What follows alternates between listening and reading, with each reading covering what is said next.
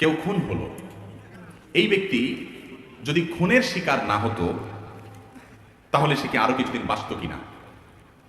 এই প্রশ্নের উত্তরে ইমাম ইবনে তাইমিয়া রাহিমাহুল্লাহ একটা হাদিস উল্লেখ করেছেন, খুব চমৎকার। সে হাদিসটি পেশ করতে চাই। মানুষের তাকদীর, মানুষের হায়াত, রিজিক, এই বিষয়গুলো দুই প্রকার। একটা আছে চূড়ান্ত, একটা আছে অচূড়ান্ত। চূড়ান্ত যেটা, এই চূড়ান্ত হায়াতটার মানে হলো মানুষ টোটাল এই পরিমাণ হায়াত সে পাবে। আরেকটা হলো অচূড়ান্ত, অর্থাৎ শর্ত সাপেক্ষ।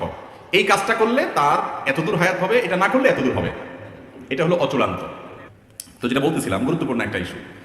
কোনো মানুষ যদি কারোর হাতে খুন হয়, মারা যায়, এই লোকটা তার হায়াত এতটুকুই ছিল যে খুন হয়ে গেছে, নাকি আরো কিছুদিন ছিল, খুন করে বেচারাকে হায়াতটা কমাই দিছে? এর উত্তর হলো তার হায়াত অতদিনই ছিল, তার হায়াত অতদিনই ছিল। এখন প্রশ্ন হবে, তাহলে খুনির দোষটা কি?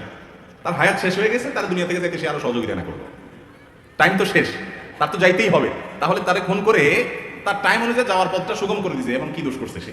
ব্যাপারটা এরকম হয় না? দীর্ঘ আলোচনা করার সুযোগ নাই, শুধু এটুকু বলি, খুনিকে আল্লাহর পরিমাণ শাস্তি দিবেন এই জন্য যে তার হায়াত শেষ না শুরু, এটা নিয়ে তো তোমার দায়িত্ব নেই। তোমার কোনো দায়িত্ব, তোমার তো আল্লাহ মালাকুল মউত বানায় নাই, বানাইছে।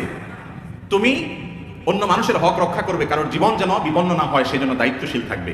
তুমি সেটা করো নাই, তোমার নিজের রাগের মাথায় হোক, ক্ষোভের মাথায় হোক, যেভাবে হোক, পাপের পথ, নিষিদ্ধ পথ তুমি গিয়েছ, সেই জন্য তোমার শাস্তি হবে। আর ওই ব্যক্তির যে মৃত্যু হয়েছে, সেই মৃত্যুটা সময় মতো হয়েছে কিনা, আর সে বাঁচত কিনা, এ বিষয়ে বলতে গিয়ে একটা হাদিস বলছিলাম। ইবনে তাইমিয়া রাহিমাহুল্লাহ হাদিসটি উল্লেখ করেছেন যে মানুষের তাকদীরকে আল্লাহ রাব্বুল আলামিন দুই প্রকার রেখেছেন, একটা মুবরাম, গায়রে মুবরাম, আর একটা চূড়ান্ত, একটা অচূড়ান্ত। একটা ধরুন ফর এক্সাম্পল, একজন মানুষের হায়াত হবে 60 বছর, চূড়ান্ত, এইটুকু সে পাবেই।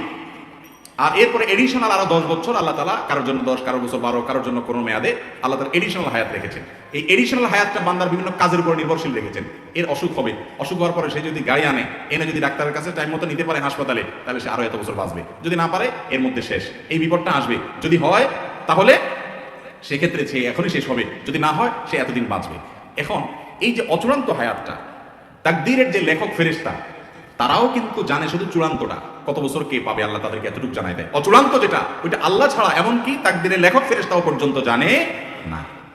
কিন্তু এই যে চূড়ান্ত অচূড়ান্ত বলছি, এটা আমাদের দৃষ্টিকোণ থেকে, আমাদের দিক থেকে, এই দিক থেকে যখন তাকাবেন, আল্লাহ রাব্বুল আলামিনের কাছে অচূড়ান্ত বলতে কোনো কিছু, বান্দার যোগ বিয়োগ করে প্লাস মাইনাস করে কি হবে না হবে, গাড়ি টাইম মতো আসবে কিনা, ডাক্তার টাইম মতো আসবে কিনা, এই লোক খুন করবে কিনা, খুন করতে গিয়ে খুন হয়ে যাবে কিনা, নাকি বেঁচে যাবে, কি হবে, কোথায় গিয়ে দাঁড়াবে, তার টোটাল ফিগার কি দাঁড়াবে, তার সব কিছু আল্লাহ তাআলার কাছে জানা আছে।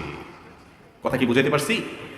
তো খুনিকে আল্লাহ রাব্বুল আলামিন শাস্তি দিবেন তার অপরাধের কারণে, নিষিদ্ধ পথে পা বাড়ানোর কারণে, আর সেজন্য সে শাস্তি পাবে। আল্লাহ আমাদেরকে বোঝার তৌফিক দান করুন।